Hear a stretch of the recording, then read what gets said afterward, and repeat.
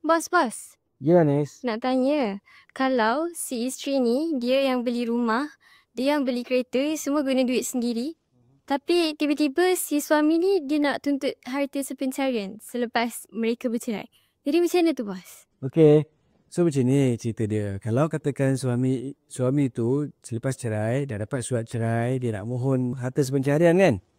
Dia boleh saja memfailkan permohonan di Mahkamah Tinggi Syariah di mana-mana negeri tempat dia bertinggal.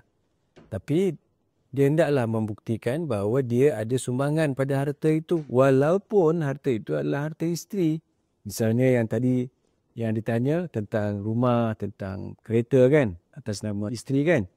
Tapi suami itu jika dia ada bukti menunjukkan dia juga adalah penyumbang secara langsung, kita panggil indirect contributor kepada property itu ataupun hartanah itu, maka dia tetap ada hak untuk nak memfailkan kes di Mahkamah Tinggi Syariah.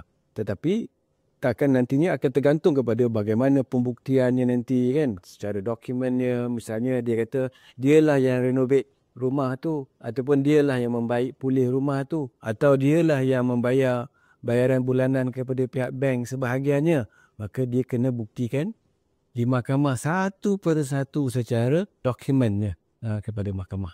Tapi ada satu kes di mana saya pernah bawa kes itu satu masa, di mana isteri dituntut oleh pihak bekas suaminya tentang sumbangan langsung dia pada rumah.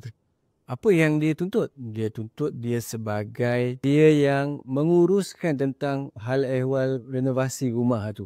Sedangkan duit renovasi itu pun datang daripada isteri. Maka mahkamah akhirnya menolak permohonan bekas suami kerana tindakan dia hanya sebagai pengurus sahaja kepada renovasi itu tidak mencukupi untuk membuktikan bahawa dia adalah contributor secara direct kepada rumah yang dipunyai dan dimiliki oleh isteri itu ya. So jadi kesimpulannya, boleh filekan kes tersebut tetapi belum tentu boleh dapat. Okey? Dapat sesuatu?